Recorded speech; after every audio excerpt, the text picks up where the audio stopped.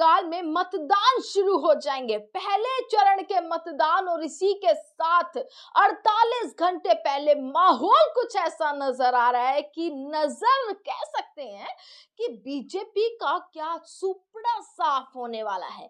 जो बीजेपी ममता की आंधी को एक साइड करने की कोशिश कर रही है, जो बीजेपी ममता बनर्जी को साइड हटाने की और उखाड़ फेंकने की कोशिश कर रही है, क्या वही बीजेपी अब खुद सिमट कर रह जाएगी? ये मैं क्यों बोल रही हूं दोस्तों, क्योंकि तमाम वीडियोस अब ऐसी निकल कर आ रही हैं पश्चिम बंगाल से एक के बाद एक, जिसमें अब ये नजर आ रहा है कि बीजेपी के लिए पश्चिम बंगाल जीतना मुश्किल नजर आता है।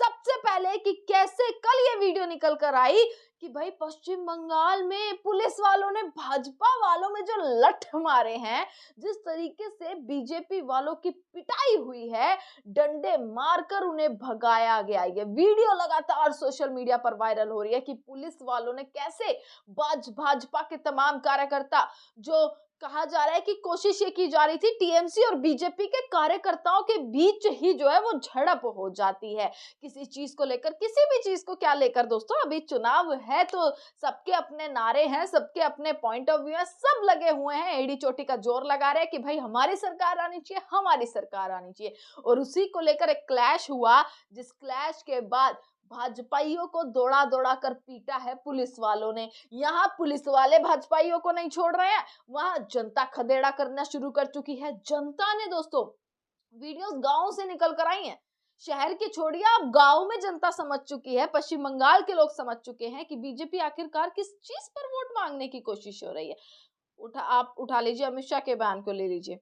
आप योगी आदित्यनाथ जी को ले लीजिए, आप खुद प्रधानमंत्री मोदी जी को ले लीजिए, सारे मंत्री लगे हुए हैं, राजनाथ सिंह अलग लगे हुए हैं, सब पश्चिम बंगाल में, सबका डेरा ही पश्चिम बंगाल इस वक्त बना हुआ है कि भाई हम कैसे ना कैसे चुनाव जीत जाए, कैसे ना कैसे। जहां अमित शाह घुसपैठियों की बात कर रहे हैं, योगी आदित्यनाथ जी मुसलमानों की बात कर रहे हैं, वो अलग ही उनका हिंदू मुसलमान वाला एक डिवीजन चल रहा है।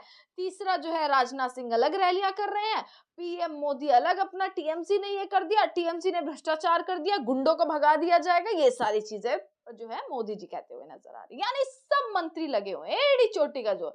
पर जनता समझ चुकी है, जहां पुलिस वाले भी तुम्हारा खदेड़ा कर रहे हैं, वहीं जनता कैसे लात मारकर दोस्तों, गांव के लोग जब भाजपा वाले हाथ जोड़कर वोट मांगने पहुंच रहे हैं, तो लात मारकर डंडे मारकर उन्हें गांव से भगा रहे हैं। वो भी वीडियो सामने आई, वो वीडियो भी मैं आपको दिखा देती हूँ कि कैसे अभी मैंने आपको दिखाई कि कैसे लात मारकर भगाया जा रहा है।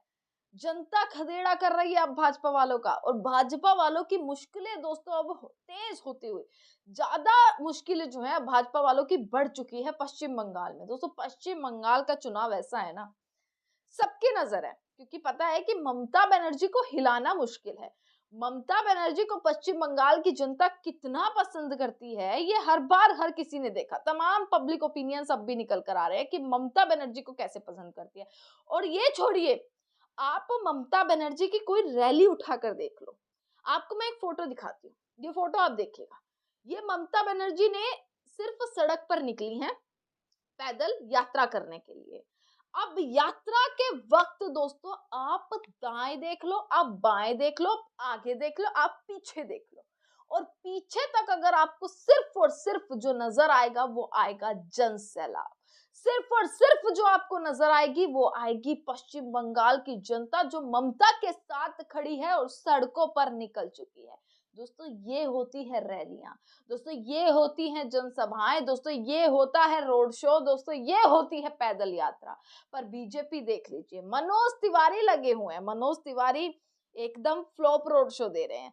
ये लगा लीजिए कि कोई कार्यकर्ता भी अगर निकल जाता है ना, इतनी भीड़ उनमें भी आ जाती है जितनी मनोज तिवारी के में आई हुई है। मनोज तिवारी बड़े फेमस सिंगर रहे हैं, भाजपा में बड़ा नाम है, सांसद हैं, और कैसे देख लीजिए पश्चिम बंगाल में एंट्री हुई तो ऐसी हुई कि फ्लॉप नजर आ रहे हैं।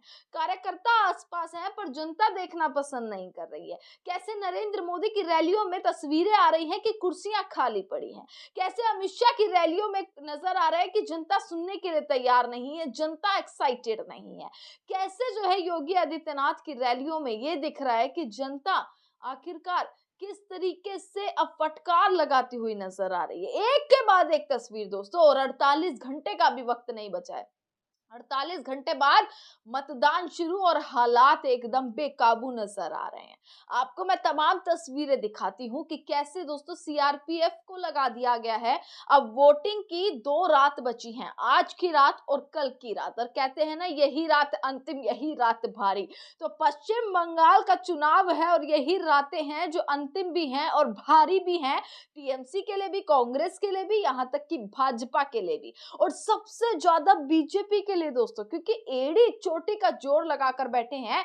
एसआईआर कर दिया गया, लाखों नामों को काट दिया गया।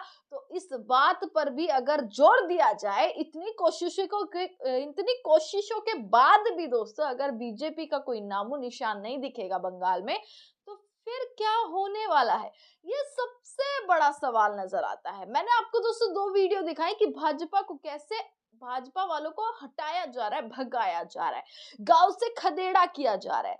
सीआरपीएफ को दोस्तों डिप्लॉय कर दिया गया, सीआरपीएफ को लगा दिया गया, इतनी सिक्योरिटी को टाइट कर दिया गया है दोस्तों कि चुनाव से पहले सिक्योरिटी टाइट हो गई है, जिसके बाद आरोप विपक्ष की तरफ से भी लगाए जा रहे हैं दोस्तों कि ये देख लीजिए भाजपा वाले, ये सब भाजपा की गुंडागर्दी, ये सारी तमाम चीजें भी दोस्तों सामने आ रही हैं। पर प्रधानमंत्री देखिएगा, प्रधानमंत्री को तो झाल मूढ़ी पसंद है। एक 10 रुपए की झाल मूढ़ी ने कैसे मिलियन व्यूज दे दिए, कैसे 100 मिलियन जो है व्यूज तक चले गए हैं कि भाई एक 10 रुपए की झाल मूढ़ी। और क्या ये झाल मूढ़ी का जो पूरा एक प्ले, मैं कहूंगी जो प्ले बनाया गया पूरे तरीके से, क्या यही झालमुड़ी बीजेपी के लिए कुछ अच्छा साबित हो जाएगी, या फिर ये झालमुड़ी भाजपा के लिए, प्रधानमंत्री नरेंद्र मोदी के लिए कुछ उल्ट सुलट भी हो सकता है।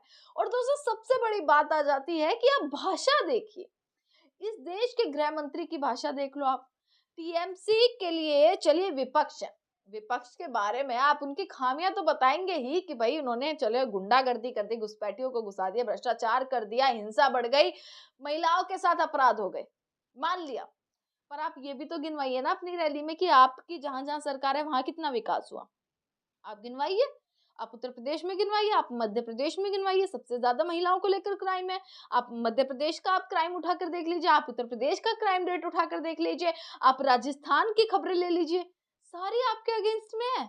वहां पर तो आपकी सरकार है ना। अगर आपको वोट मांगना है तो आप ये वोट मांगिए ना कि भाई शिक्षा में हमने उत्तर प्रदेश में इतने शिक्षा संस्थान खुलवा दिए, हमने इतना स्वास्थ्य के लिए कि नहीं। पर बात करेंगे घुसपैठियों की, बात कर रहे हैं इस देश के प्रधानमंत्री नरेंद्र मोदी जी, इस देश के माननीय गृह मंत्री अमित शाह जी ये बोलते हुए नजर आ रहे हैं। बयान आपको मैं दिखाती हूँ कि आत्मसमर्पण कर दीजिए 4 तारीख के बाद, क्योंकि जो तुम्हारा हाल होने वाला है उल्टा करके सीधा कर देंगे तुम्हें। ऐसे कि गुंडो, टीएमसी के गुंडो अपना आत्मसमर्पण कर दो, अपने आप को सरेंडर कर दो, नहीं तो तुम्हें उल्टा करके सीधा करेंगे 5 तारीख को। ये कहते हुए देश के गृह मंत्री की भाषा देखिए, उल्टा करके सीधा करेंगे। इस देश के प्रधानमंत्री आत्मसमर्पण करवाने की बात कर रहे हैं, पर अपने नेताओं को जो खुद गुंडागर्दी पर उतरे हुए हैं, आप पश्चिम बंगाल ही ले लीजिए, चलो आप चुनाव की ले लीजिए, पश्चिम बंगाल में आपके गुंडे कैसे कांग्रेस के कार्यालय में अपने झंडे गाड़ रहे हैं, टीएमसी के झंडे उखाड़ कर फेंक कर भाजपा के झंडों को लगा रहे हैं, कैसे 2 घंटे में गोली चलाना, 2 घंटे में पूरा सस्पेंड कर देना, ये धमकी देते हुए अभी नजर आए। राकेश सिंह जो हैं, एमएलए की टिकट मिली है बीजेपी से, और अभी हाई कोर्ट में इतनी सारी उनके खिलाफ टिप्पणियां भी हैं, और यहीं तक अभी रिहा होकर आए हैं। अब सोच कर देखिए, इन्हें एमएलए की टिकट मिली हुई है भाजपा से, वो भी, और ये सस्पेंड करने की, गोली चलाने की, और सब कर देंगे, सब सिस्टम है, सब कर देंगे, 2 घंटा भी नहीं चाहिए। इन गुंडों की फाइलें आखिरकार कब खुलेंगी, ये सबसे बड़ा सवाल है। बाकी दोस्तों 48 घंटे का वक्त और सजग भारत की एक एक खबर कि क्या कुछ होगा, क्या मतदान के दिन क्या होगा, उससे पहले हर घंटे की अपडेट आप तक मैं पहुंचाती हूँ। देखते रहेगा सजग भारत। आपका बहुत बहुत शुक्रिया।